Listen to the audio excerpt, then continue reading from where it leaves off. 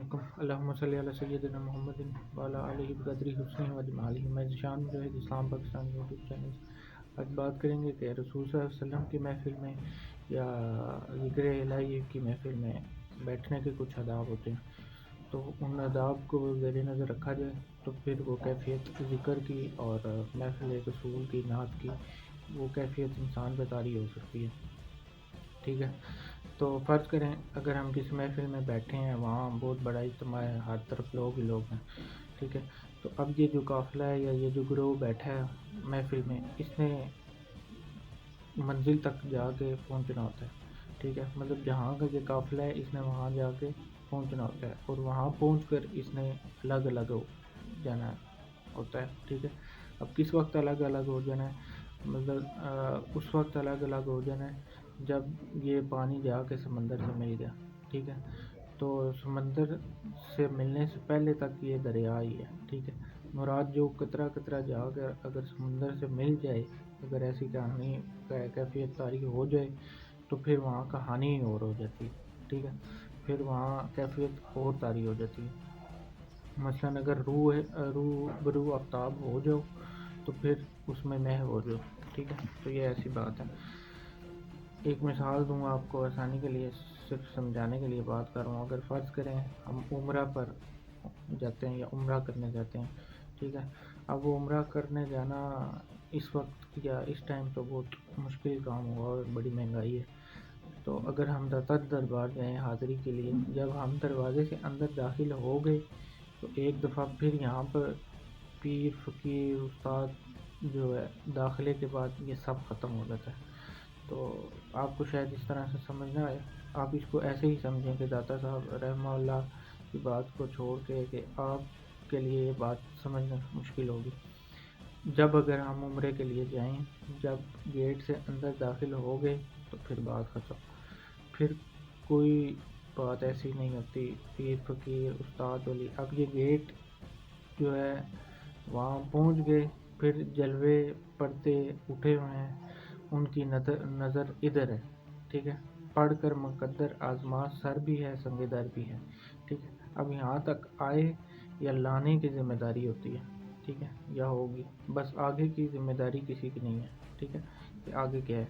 اب اس داخلے کے لیے سارا کھیل ہے، ٹھیک ہے، اس گیٹ تک پہنچنے کے لیے یا پہنچانے کے لیے سارا کھیل ہے ہماری زندگیوں کا۔ اس سفر کا داخلے کے بعد کی بات جو ہے وہ پھر ہر انسان کی اپنی اپنی کیفیت ہی ہوتی ہے، ٹھیک ہے۔ آگے بات کرتا ہوں اس بارے میں۔ مراد میں مثلا بات کر رہا ہوں کہ اس داخلے تک جو ہے مشائخ کا، علماء کرام کا، پیر کا، شیخ کا کام بس یہاں تک ہوتا ہے، اس داخلے تک، ٹھیک ہے۔ تو اس کے بعد جو تک کے بعد انسان مکمل جو ہے خاموش ہو جاتا ہے، ٹھیک ہے، اس کی زندگی میں ٹھہراؤ آ جاتا ہے، فکروں سے دنیا کی ہر قسم کی جو ہے یہاں تک پہنچنے کے بعد وہ ہر قسم کی فکر سے آزاد ہو جاتا ہے۔ مثلا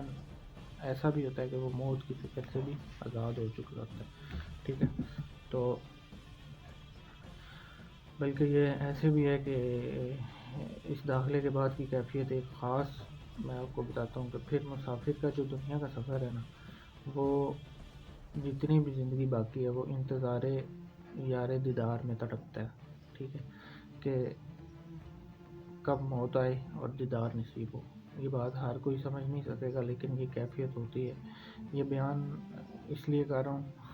کہ ایک تو مسلمان ہونے کے حوالے سے اپنی اپنی زندگیوں میں ہم نے جو اپنی زندگیوں سے اتنی محبت کرتے ہیں اور دنیا کو سب کچھ مان لیتے ہیں، جو ہم غفلت میں مبتلا ہیں کہ زندگی سیکیور کرنے میں لگے ہیں، ٹھیک ہے۔ اب سفر کی حقیقت جاننے والا جو ہے اس کیفیت کے، اس انداز کے زندگی کو گزارنے کے اس انداز سے اپوزٹ جو ہے کیفیت میں مبتلا ہوتا ہے، ٹھیک ہے۔ وہ زندگی کو عذاب نہیں مانتا لیکن یہ اس کے انتظار کی گھڑی اور یہ ٹائم جو ہے محبوب کی یاد میں کٹ جاتا ہے، ٹھیک ہے، وہ زندگی سیکیور کرنے کی فکروں سے آزاد ہو جاتا ہے۔ اب یہ آداب جو سکھائے جا رہے ہیں محفل کے، محمد صلی اللہ علیہ وسلم کے اور ذکر الہی کے، یہ بہت موزوں ہیں میرے لیے، آپ کے لیے، ہمارے لیے، اور یہی آداب جو ہیں عرفان والے کے لیے جو ہوتے ہیں وہ آزمائش ہوتے ہیں۔ ٹھیک ہے، یہ ایسی ہی بات ہے، ٹھیک ہے، ہم مسافر ہیں اور وہ جو ہے عرفان والا وہ منزل سے اشکار ہو چکا ہوتا ہے، ٹھیک ہے،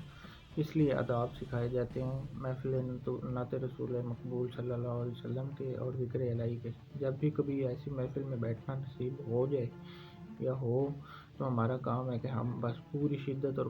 طاقت کی کیفیت سے سنیں، توجہ کریں، ایک ایک لفظ پر غور کریں، شیخ کی، عالم کی، جو بھی وہ بات کر رہا ہے، پیر کی، ایک ایک انداز کو نوٹ کریں، تب ان کی کئی جو باتیں ہیں زبان سے نکلا ہوا لفظ ایک بھی آپ کے لیے یا میرے لیے پوری پوری زندگی کا جو ہے فیض بن جائے گا۔ اب ہم ہوتے محفل میں مسجد میں اور بھول یہ آتے ہیں کہ موٹر سائیکل کہیں چوری نہ ہو جائے یا موٹر سائیکل کہیں لاک کیا یا نہیں کیا، تو بیوی نے یہ کہا تھا، اماں جی نے یہ کہا تھا، ہم اپنی سوچوں میں گم سم ہوتے ہیں۔ آگے بات کرتے ہیں۔